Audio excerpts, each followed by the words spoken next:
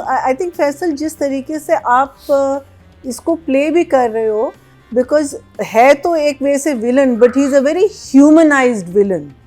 He is a very everyday man जिसकी हर issues हैं. बेटी पैदा हुई है, ये चीज़ें, तो वो जो चीज़ें आ रही हैं ना side, apart from the negativity, जो एक इन वन वे पॉजिटिविटी कह सकते हैं उसको, वो जो सारी चीज़ें साथ आ रही है, आई थिंक वो जो कॉम्बिनेशन आपने किया ना, दैट्स फैंटास्टिक, इट्स ब्रिलियंट. देखिए, मैं जब हम इससे बात कर रहे थे, जब हम इस पे काम कर रहे थे, तो हमारी बहुत सारी चीजें जो हैं वो अंडर डिस्कशन थी.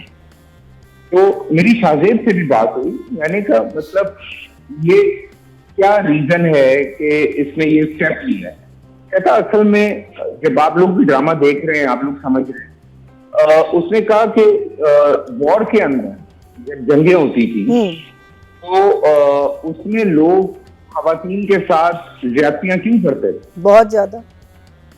ठीक है ना. तो वो रीजन ये है कि आप अपनी पावर शो करते हैं. बिल्कुल. आप ये दिखाते हैं दुनिया को कि आप बहुत ताकतवर हैं. बिल्कुल. तो यही हरकत कामरान ने शहर के साथ की है, क्योंकि वो एक सर्टेन चीज से गुजर रहा था और उसको लग रहा था कि ये लड़की नहीं दब रही उससे. तो वो एक सर्टेन स्टेट ऑफ माइंड था उसका, जिसमें वो ये कर गया टू शो हर इस पावर. वो चीज जो है वो अब उसको, लेकिन अगर आप ड्रामा देखें तो शहर के साथ तो एक दफा हुआ, लेकिन अब कामरान के साथ क्या कुछ हो रहा है, इसको कितने चीजों से गुजरना पड़ रहा है, वो भी एक लेसन है देखने वालों के लिए. बिल्कुल. कि अगर आप इस तरह की कोई हरकत करते हैं तो आप भी सुकून से नहीं बैठते. You have to go through with lot of things. आपको हर दिन जो है वो एक अजाब से गुजरना पड़ता है. नौकरों के आगे भी बेचारा जो है वो माफिया मांग रहा है, उनको भी साथ में लेके चल रहा है. बीवी से रोज झूठ बोल रहा है. पुलिस के आगे वो जलील हो रहा है. लॉयर के हाथों जो है वो फंसा हुआ है. तो अभी अदालत में बड़ा कुछ होना है. ये चीजें कितनी अच्छी लिखी है शाहजेब ने, इतनी अच्छी लिखी है कि मैं सीरियसली जब स्क्रिप्ट पढ़ रहा था, मैं कह रहा था यार, एक बंदा जिसने पहली दफा स्क्रिप्ट लिखा है वो इतना अंडरस्टैंड करता है ह्यूमन साइकोलॉजी को. वो किन किन चीजों से उस शहर तो बेचारी अपनी चीजों से गुजर रही है, लेकिन कामरान के साथ क्या क्या हो रहा है. तो वो एक पूरा प्रोसेस आप पब्लिक को दिखा रहे हैं कि एक तरफ वो बेचारी किस चीजों से गुजर रही है और दूसरी तरफ ये जिसने ऐसी हरकत की है वो भी सुकून में नहीं है. बिल्कुल. बिल्कुल. This is the best part कि अभी तो देखिए ना, अभी रिश्ते टूटने शुरू नहीं हुए हैं. अभी तो रिश्तों की एक ब्रेक आनी है. अच्छा, यहाँ पर कुछ प्रेडिक्शंस चल रही थी हमारे सेट पे कि आगे क्या होने वाला है. हम प्रेडिक्शन कर रहे थे. वो बता दे. वो देखते ना, कभी भी नहीं बताएगा, कभी भी नहीं बताएगा. अच्छा, हाँ, हम एक गेम खेलते हैं आपके साथ, ठीक है? नहीं, कुछ नहीं कहना, इनकी बातें नहीं सुननी. मरीना जी करने तो देना, नहीं आप बेफिक्र हो जाए. वो हाँ, 3 चीजें प्रेडिक्ट की हैं. नादिया, आपकी क्या प्रेडिक्शन है? कि सहर प्रेग्नेंट हो जाएगी. हाँ. और वो जब रिपोर्ट पेश करेंगे तो ये गिल्टी होगा. कि ये कौन सी? अतिका जी, आपकी क्या प्रेडिक्शन है? वो ये या तो प्रेगनेंसी है या फिर जो दोस्त जो विटनेस बनेगा. रोहित. आप कह रही हैं रोहित. इनमें से आपके ख्याल में कौन ठीक बोल रहा है? नहीं, ही कांट टेल राइट. ये नहीं बता सकता. ही ज्यादा very smart. What did he say? माशाल्लाह. माशाल्लाह बहुत ज़हीन है. जज़ाकल्लाह. यार same to same. I don't want to know. अच्छा, हाँ एग्जैक्टली. लेकिन मैं एक बात का जवाब देना चाहता हूँ. हाँ. ये जो प्रेग्नेंट वाली बात है, ये दोनों तरफ से जब आप अग्री होते हैं तो आप, ये इंडियन फिल्म नहीं है कि लड़की रेप हुई और प्रेग्नेंट होगी. बेचारी रेप हुई है. वो उन्होंने एंजॉय नहीं किया साथ में. लड़की रेप हुई है. इंडियन फिल्मों में दिखाते थे. ओ, क्या कह रहे? वो कह रहे हैं कि रेप हुए एंजॉय नहीं किया। हाँ कि हाँ, मतलब कि वो पॉसिबिलिटी नहीं है कि वो शायद प्रेग्नेंट हो नहीं नहीं, but no, even in rape you can get pregnant, you don't have to be enjoying it to be अदिति प्रेग्नेंट। जी कह रही हैं कि उसमें भी आप प्रेग्नेंट हो सकते हैं। आई मीन इट इज जुल्म हुआ है उसके साथ, लेकिन जंगों में भी जब पावर दिखाने के लिए जब औरतों को रेप करते थे सोल्जर्स या जंगली pregnancy जो हो भी, जाती। तो बहुत सारी रेप बेबीज पैदा होते थे जंगों में भी। तो फिर वो फौजी होते हैं ना वो। सारे क्या मतलब है? we are not questioning Kamran's manhood here.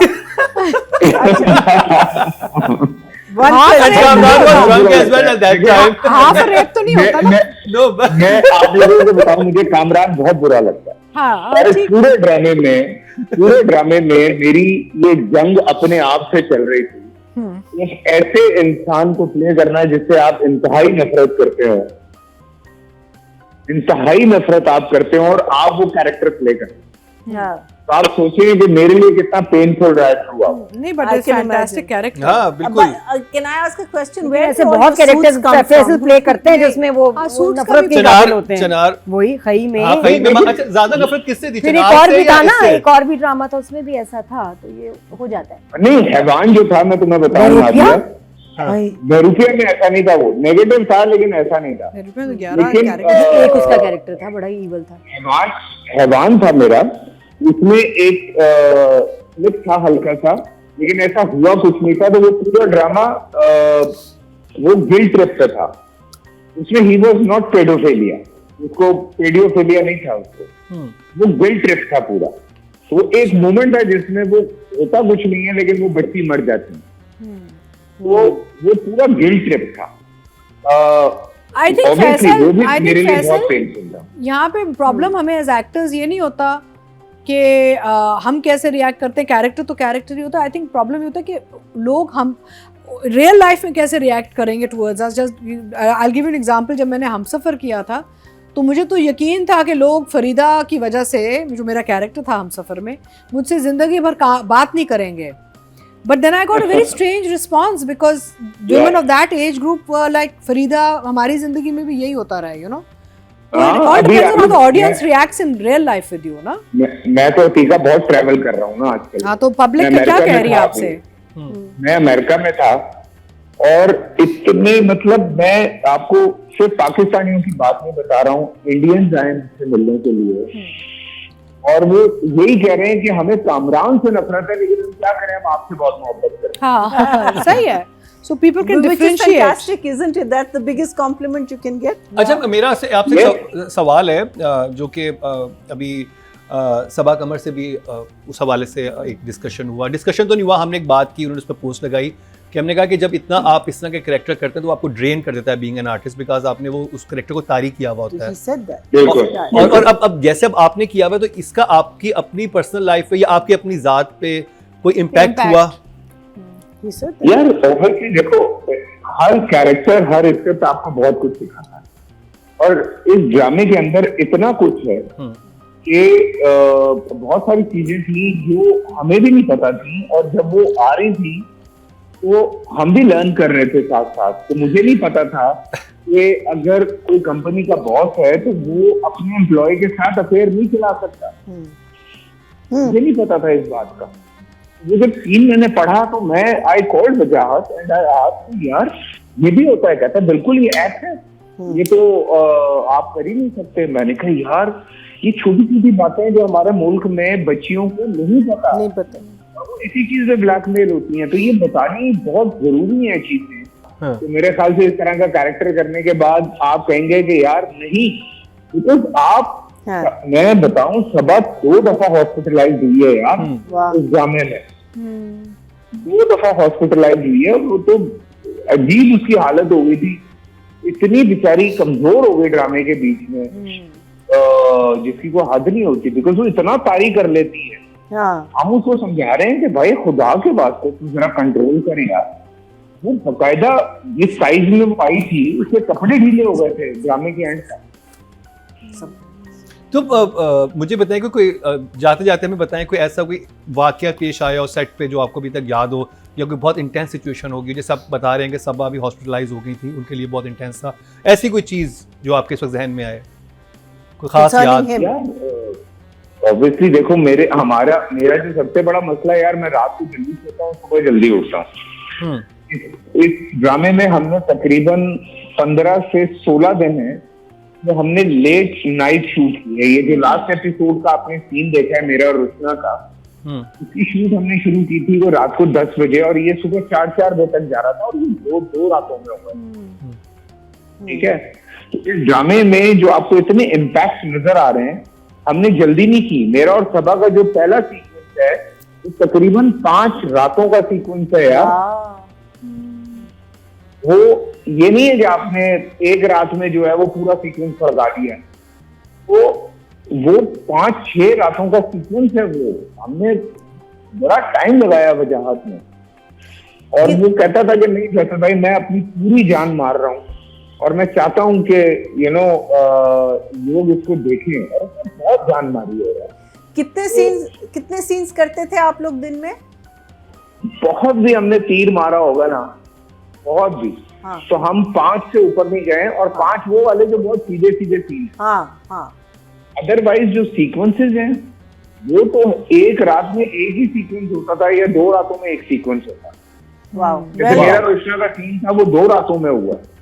अच्छा, उसमें फिर जो कंटिन्यूटी है, सब कुछ है, वो परफेक्ट, सो गुड, अरे भाई, सो फैंटास्टिक।